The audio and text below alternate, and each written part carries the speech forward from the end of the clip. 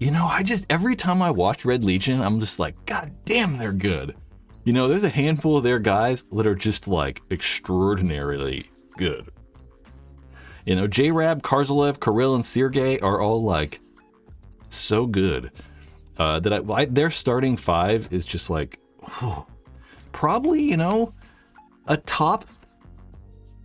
I don't know. I want to say they're maybe the best starting five because we don't really know right now because there's been so many shakeups within pro paintball.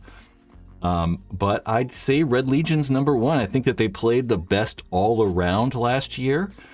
They were the only team not to have maybe not the only team, but one of the very few teams to have, players leave or new players coming. They originally had Mike Urena for what feels like less than 48 hours because he left practice and then went back to Impact, which, I kind of get to. I don't know if I'd want to play with the Russians necessarily either. Nothing wrong with them. I'd just rather probably play with my friends. Who he went to? Impact. Impact got all those brand new guys, though, right? They got Tyler Harmon's going over there, Marcelo Margot, Rainey Stanzak. They actually did have Alex Goldman, but Alex Goldman went back to AC Diesel. They still have Nick Urena. They still have Nick Laval. They got back Mike Urena, and then they got both of the Cornells over there in Justin and Brandon. So they're also very stacked. They might be one of those teams that has the best starting five. Is Tyler, Rainey, Marcelo, Nick Laval, and Justin Cornell, is that like the best starting five? It very well could be. But then in third place, my prediction is Damage.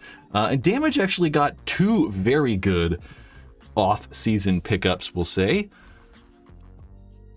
I'm going to move something real fast. Two very good off-season pickups, we'll say, in Skinny Kevin Breathauer, coming over to coach. Will be like coach number 2 or coach number 1 next to Joey Bluth. They got Chris Shear, Dorito side attacker man, so he'll probably be playing that Dorito side. Maybe he'll go to that Dorito one off the break, probably. I imagine. They still have Keith Brown, top 5 player in the league. They got not very new, I was going to say newer pickup, Connor Donaldson. Not newer pickup, but we'll say newer pro Connor Donaldson. Also kind of newish or pro Chris Horn, but they still have all those veterans over there, like Dan Holiday, like Brian Smith, and both of the Edwards brothers. So it's like, all their core guys who have been there forever winning teams, like shouldn't forget Chad Boucher. All those guys, are still there with the addition of some of these like up and coming players. CJ Cantor. There's probably someone else I'm missing. There's one more person I'm missing. And then Paintball Fit, I really, really, really hope Paintball Fit do well this year. That's about all, I just hope that Paintball Fit do well. Obviously, they're the best rookie team we've seen in the last 20 plus years. I know some of you guys think that Houston Heat is a rookie team for some reason, but they're not. They do not count Heat as a rookie team. Not now, obviously, but they weren't, 2012 or whatever that was when they became rookies. And they're just good. I mean, they also have a very good starting roster in Chavez. They have Cyrus over there. They have all 3 of the Lukau brothers in Jacob, David, and Colt. Scott Stewart's over there.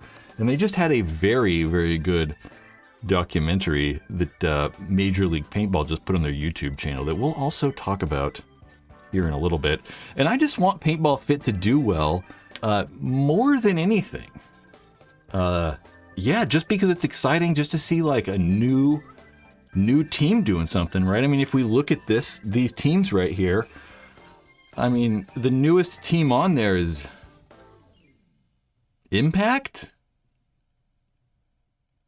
Maybe? I don't know. Damage, Impact, and X Factor kind of came around all about the same time. 2008-ish or 7? Somewhere in there. But they're all very old. So it's good to see that, like, you know, a newer team kind of up and coming, and it just kind of makes it a little more exciting to watch.